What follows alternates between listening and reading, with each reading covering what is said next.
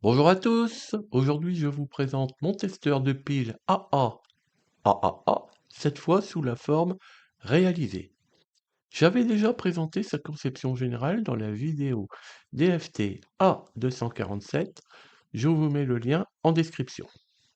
Nous allons maintenant revenir sur le schéma, mais dans sa version KiCad, c'est-à-dire telle qu'elle a été réellement utilisée pour fabriquer le PCB.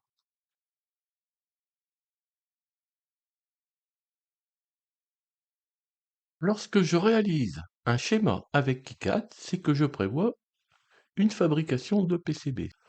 Si le schéma reste purement théorique ou exploratoire, j'utilise plutôt EasyEDA.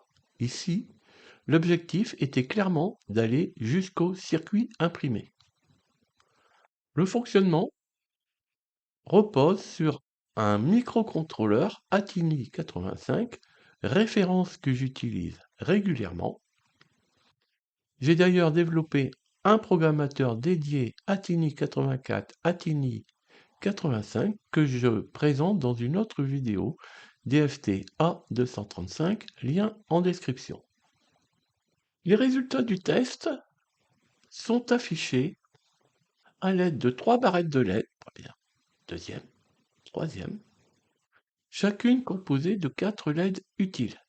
Elles sont alimentées en 5 volts, commandées en série via leur entrée DIN par le port PB0 de l'Atini 85, au travers de la résistance R1 conformément aux recommandations du fabricant. Les pads du PCB ont été volontairement dimensionnés pour un soudage manuel confortable avec un fer d'environ 30 watts. La méthode de soudage est décrite en détail dans le guide d'utilisation. J'ai souhaité que l'alimentation soit exclusivement en 5 volts avec plusieurs possibilités de branchement. Alimentation USB, bloc secteur, powerbank, alimentation de laboratoire. Toutes les entrées sont regroupées vers un point commun plus 5 volts grâce à un ensemble de diodes Schottky, ce qui permet d'éviter les conflits entre sources, de conserver une chute de tension minimale. Il était essentiel pour moi que l'Atini 85 soit alimenté par un régulateur LDO 3,3 V, ici alimenté par le plus 5 volts. L'intérêt est double, gommer complètement les dispersions et les variations du 5 volts d'entrée, disposer d'une référence stable pour la conversion analogique numérique. Il est impératif de mesurer précisément cette tension de 3,3 V réelle et de la reporter dans le code car les tensions de pile mesurées sont faibles. C'est cette rigueur qui garantit précision et fidélité des mesures.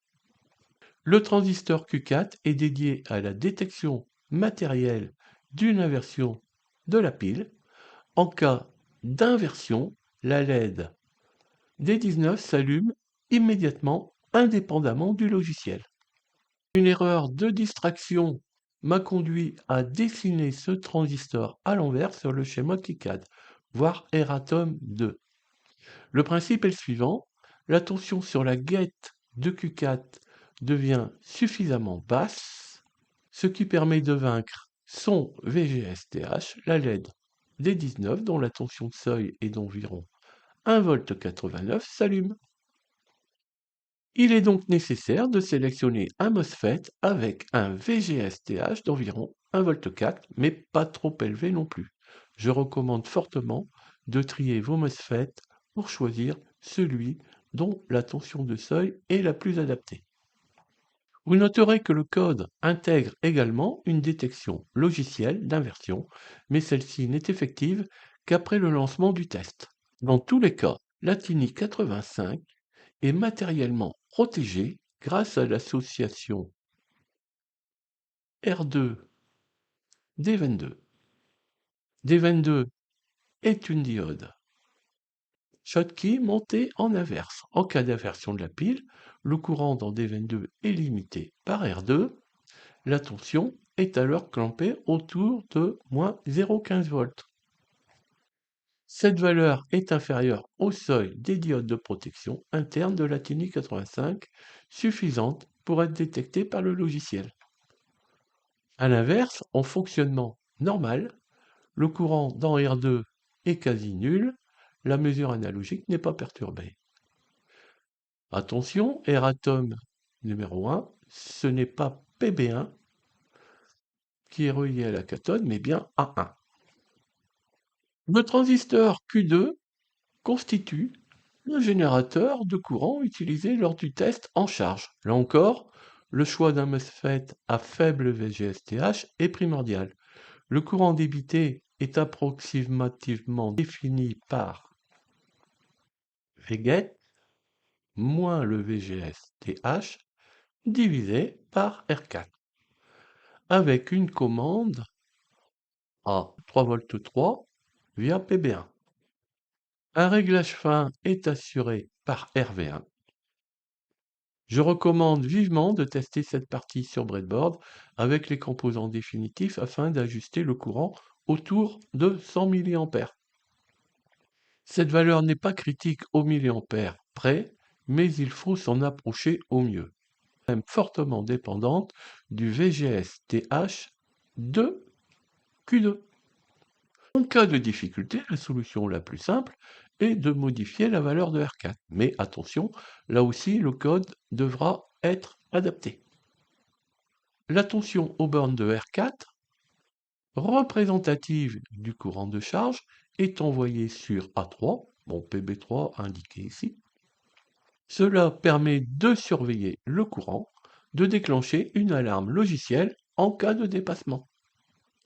Le condensateur C3 est présent pour éviter les perturbations liées au crachotement du potentiomètre RV1.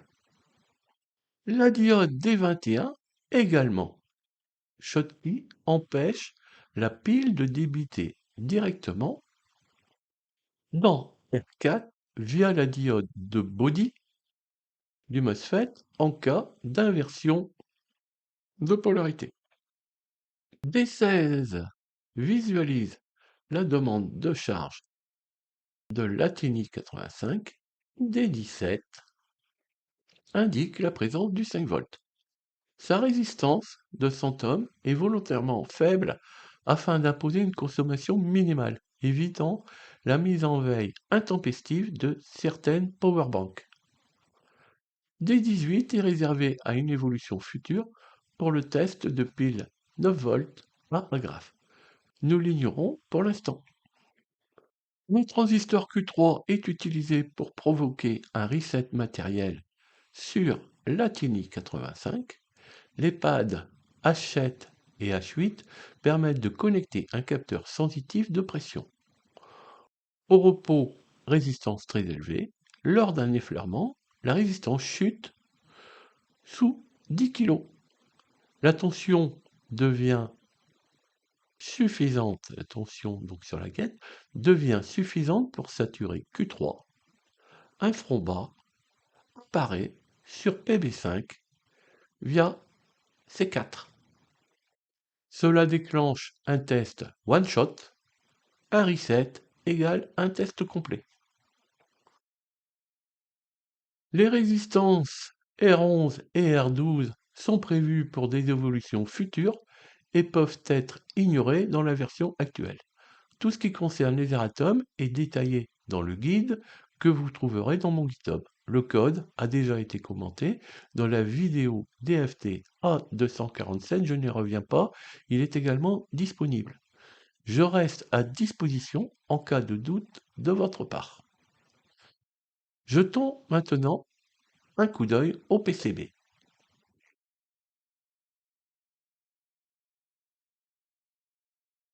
Alors le PCB, je l'ai donc aussi dessiné via KiCad, hein, et je l'ai fait réaliser par JLC PCB.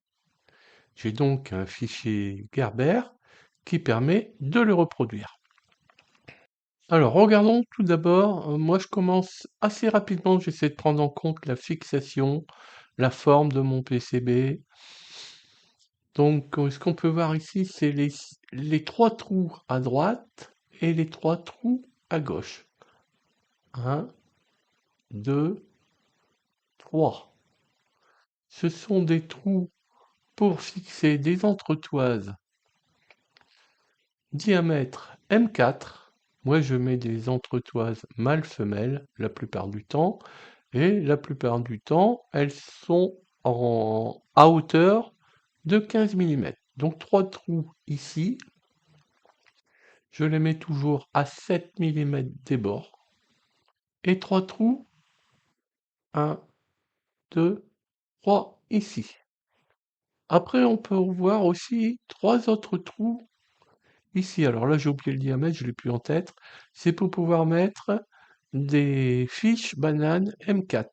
Ça permettra donc de venir mesurer les tensions de la pile. Pile classique AA, pile 9 volts dans l'évolution. Ici en haut à gauche, vous avez tous les systèmes de raccordement. Donc la prise barrel jack, pas de souci. Ici vous avez une mini USB, donc j'ai prévu deux trous de fixation conformes à la mini plaquette correspondante. Là c'est du 3 et c'est prévu pour mettre des vis en nylon.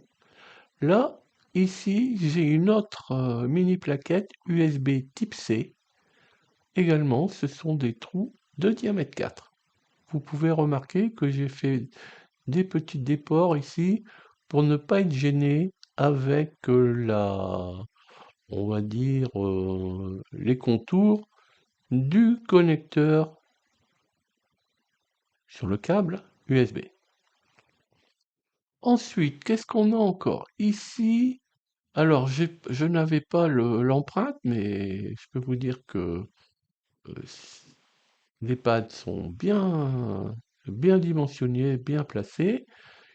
Un emplacement pour la pile AA, un emplacement pour la pile AAA et leur trou de fixation. Là, c'est du 3. Là, j'attends les vis parce que là, ça sera des vis en nylon, étant donné que derrière, j'ai un plan de masse, on va le voir tout à l'heure, et je veux pas qu'il y ait d'interférence. Donc, ça sera des vis en nylon, mais en plus, il faut qu'elles aient une tête plate ou brisée pour ne pas gêner la mise en place de la pile. Ici, c'est prévu pour, on voit trois trous, c'est prévu pour mettre un support de pile 9 volts agrafe. Donc, elles sont prévues avec trois trous. Et ici, ça c'est moi qui ai créé des trous dans le PCB, puisque ces supports de piles sont équipés de fils, d'un fil noir et d'un fil rouge, plus et moins. Et donc, je dois faire la soudure par en dessous.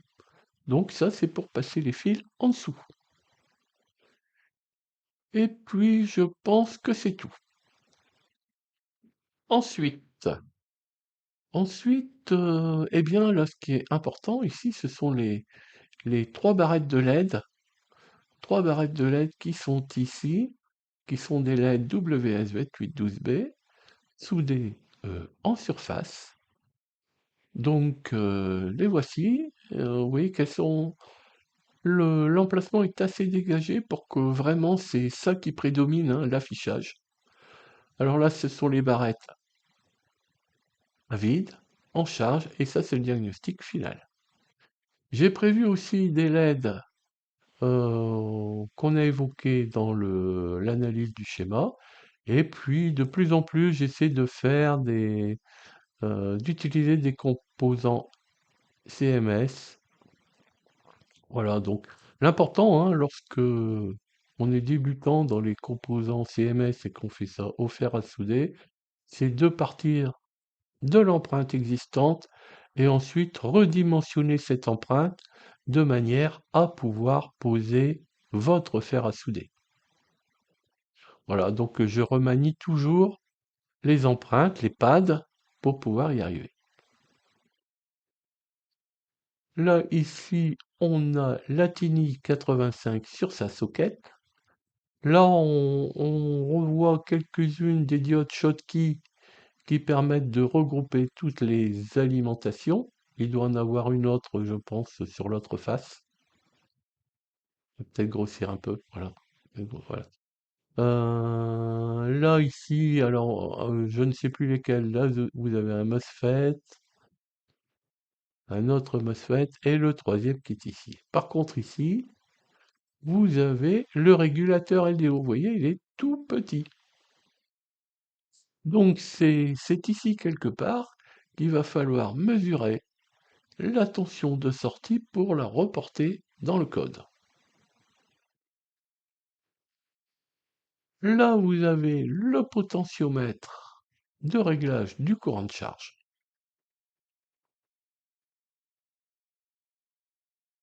Ce que j'ai oublié, c'est ça. Ici, vous avez une LED gros modèle, une LED rouge, qui indiquera l'inversion de polarité de la pile. Alors, l'inversion de polarité, oui, sauf que pour les piles AA, lorsque je mets une pile inversée, il ne le détecte pas. Pourquoi? Parce que le téton de la pile ne fait pas contact avec le ressort. Voilà. Par contre, c'est moins le cas pour les piles AA. Voilà. Bon, c'est le support qui fait ça. Là, ici, donc, les prises bananes, femelles, bien entendu, sont par le dessous raccordées à ces pads là. C'est un gros avantage de mon testeur de pile. Il est automatique, mais en même temps, on peut mesurer la tension de la pile. Et ici, c'est prévu, les deux pads qui sont là, c'est prévu pour le fameux bouton sensible qui va permettre de resetter la TINI 85 et donc lancer un test. Voilà, ici j'ai prévu des petits marquages un peu, on va dire, discrets pour pouvoir m'aider à mieux centrer ce capteur au moment où je vais le coller sur le PCB. Je pense que c'est à peu près tout pour cette face-là. Oui, c'est à peu près tout. On va retourner, on va aller voir sur l'autre côté. Donc, ça va donc être ça.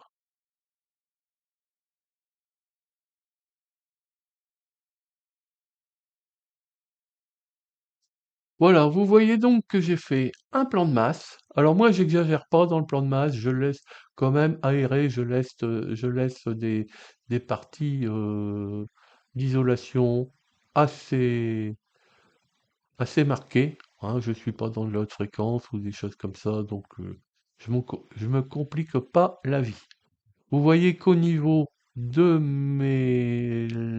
emplacements prévus pour les entretoises, j'ai délimité de manière à ce que le plan de masse ne vienne pas jusque-là. Comme ça, euh, j'ai aucun risque d'avoir des courts-circuits.